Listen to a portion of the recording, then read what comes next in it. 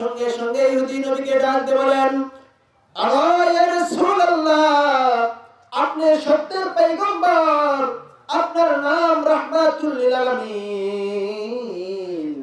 ওগো ইয়া রাসূলুল্লাহ, আমার হাতে হাত ধরাইয়া কালেমা পড়াইয়া আমাকে মুসলমান বানাইয়া দিন। বন্ধু, আপনি জানাই দিন, আপনার উম্মতদের কাছে জানাই দিন, যারা আপনাকে ভালোবাসতে চায়, যারা আপনাকে পাইতে চায়, যারা আল্লাহ রাব্বুল আলামিনকে পাইতে চায়, আল্লাহকে পাওয়ার জন্য নবীকে ধরা লাগবে, নবীর কাছে যাওয়া লাগবে।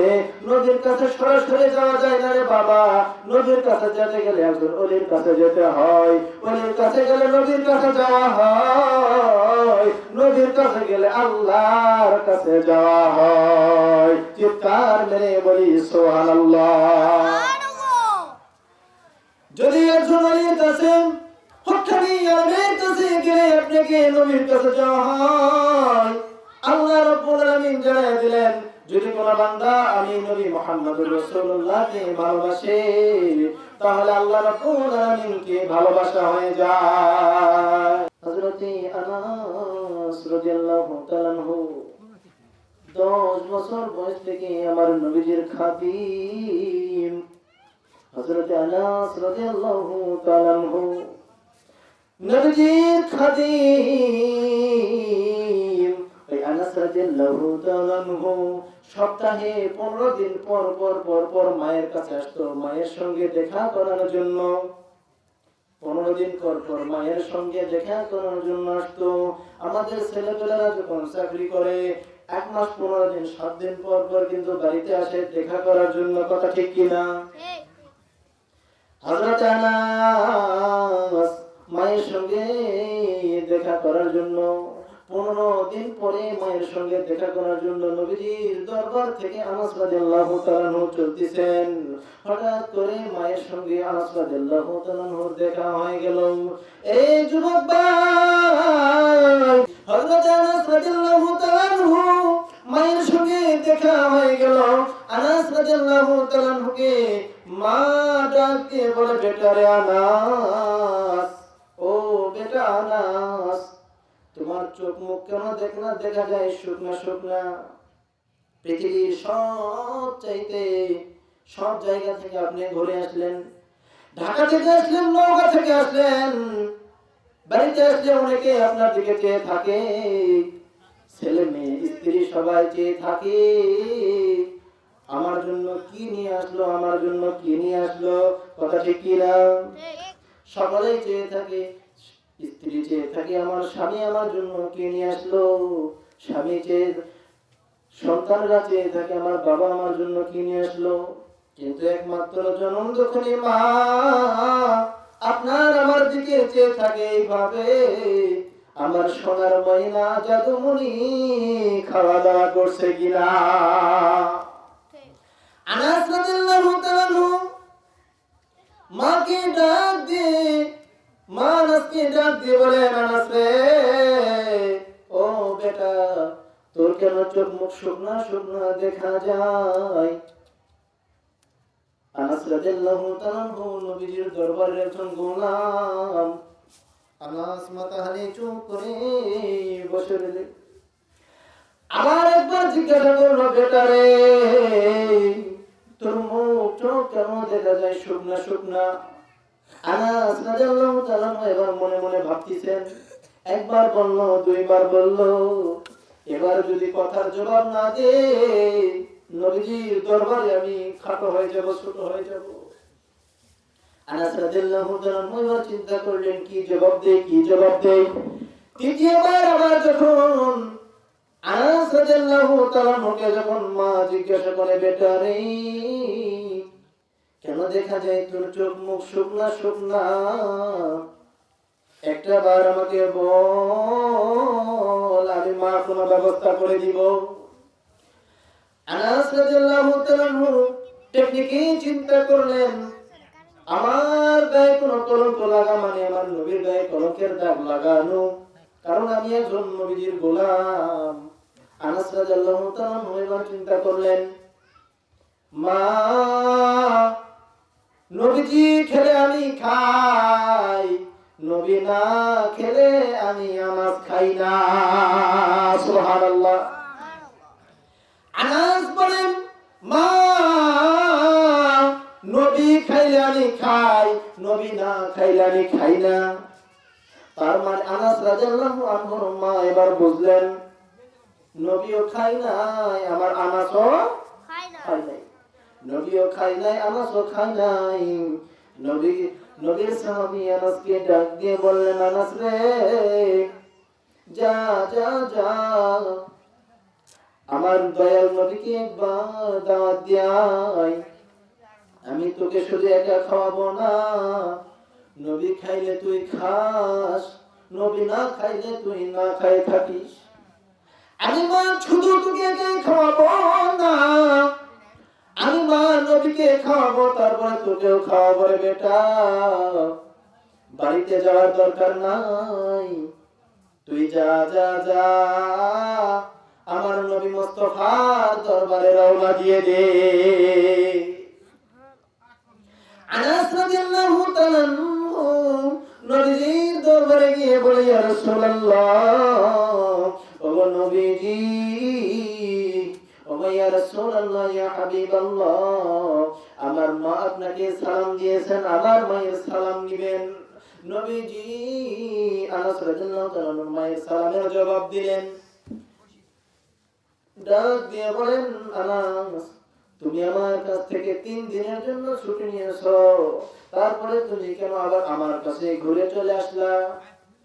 3 দিনের জন্য ছুটি নিলা ঠিকই, কিন্তু আমার কাছে কেন ঘুরে চলে আসলা? আনাস রাদিয়াল্লাহু আনহু জবাব দিয়ে বলে, ইয়া রাসূলুল্লাহ, নবীজি, আমি আমার বাড়িতে গেলাম, আমার মা আমাকে জিজ্ঞাসা করে, বেটা রে, তোর চোখ মুখ কেন শুকনা শুকনা দেখা যায়, তোর পেট কেন শুকনা শুকনা দেখা যায়? ইয়া রাসূলুল্লাহ, আমি জবাব দিলাম, নবী খাইলে আমি খাই, নবী না খাইলে আমি খাই না। বলেন সুবহানাল্লাহ। নবী খাইলে আনাস খাই, নবী না খাইলে আনাস খাই না। এই আনাস রাদিয়াল্লাহু আনহু নবীজির কাছে চলে গেলেন, যে বলতেছেন, ইয়া রাসূলুল্লাহ, দুপুরের সময় আমার বাড়িতে আপনার দাওয়াত। কোন সময়? দুপুরের সময় আমার বাড়িতে আপনার দাওয়াত। আনাস রাদিয়াল্লাহু তাআলা নবীকে বলার সঙ্গে সঙ্গে মায়ের নবী বলেন, আনাস রে, দুপুরের সময় তোমার বাড়িতে যাব না, আমি নবী তোমার বাড়িতে যাব পূর্ণিমার রাত্রিতে। সুবহানাল্লাহ বলেন। কখন যাবে? পূর্ণিমার রাত্রিতে। বলি, ইয়া রাসূলুল্লাহ, কেন? বলে,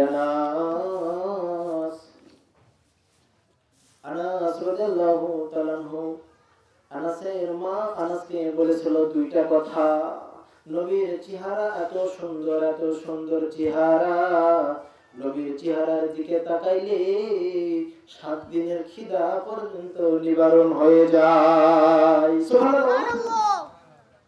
নবীর চেহারার ভিতরে এত মধু, এত জাদু আল্লাহ রাব্বুল আলামিন দিয়ে দিয়েছেন।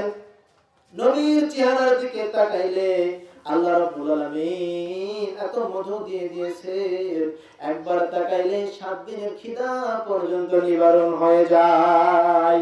মসজিদে নববীর ভিতরে একজন বেদুইন এসে নবীকে বলে, ইয়া রাসূলুল্লাহ, ওগো নবীজি, আপনাকে আমার বাড়িতে আজকে দুপুরে দাওয়াত দিয়ে গেলাম। নবী বলে, ঠিক আছে, তোমার দাওয়াত কবুল করলাম। বেদুইন ডাক দিয়ে বলেন, দুপুরে নামাজের পরে আমার বাড়িতে খাওয়ার জন্য চলে আসবেন, আমার বাড়িতে দুপুরের নামাজের পরে খাওয়ার জন্য চলে আসবেন। নবীজি ইহুদির দাওয়াত কবুল করলেন। ইহুদির দাওয়াত কবুল করে নামাজ পড়ে ইহুদির বাড়িতে নবীজি যায়। ইহুদি নবীজিকে এমন কট্ট ভাষায় গালাগালি করে, নবীকে ডাক দিয়ে বলে, মুসলমানের নবীদের কেমন? একটা ছোট্ট একটা বাচ্চার দাওয়াতের কারণে মুসলমানের নবীদের আমার বাড়িতে ঢ্যান ঢ্যান করে খাওয়ার জন্য চলে আসছে। নবীজি কথাবার্তা বন্ধ করে দিলেন। কোনো কথা বললেন না। নবীজি সঙ্গে সঙ্গে চলে আসলেন মসজিদে নববীতে। সাহাবায়ে কেরামরা সবগুলো নবীজির চেহারার দিকে তাকায় রইছে। সাহাবীরা বলে, নবীজি যদি খেয়ে আসে, নবীজির পেট ভরা থাকলে, নবীজির হাসি মুখ দেখলে আমাদের 7 দিনের খিদার কথা আমরা সাহাবীরা ভুলে যাই। সুবহানাল্লাহ। নবীজির চেহারার দিকে তাকাইলে 7 দিনের খিদা আমাদের নিবারণ হয়ে যায়। এই নবীর দেখি কেমন চোখ মুখ শুকনা শুকনা, নবীজি কথা বলে না, নবীজি এসে কোনো কথা বলে না। যখন পরের দিন আবার জোহরের নামাজের সময় ছোট্ট একটা বাচ্চা মসজিদে নববীর জানলা দিয়ে ডাকতেছে, ও মুসলমানের নবী, আমার বাবা আপনাকে দাওয়াত দিছে, নামাজের পরে আমার বাড়িতে খাওয়ার জন্য যাইবেন। নবীজি কি করলেন? কথা শুনিয়া, ছোট্ট বাচ্চার দাঁত পাইয়া কথা শুনিয়া আমার নবীজি আবার ইহুদির বাড়িতে চলে গেলেন।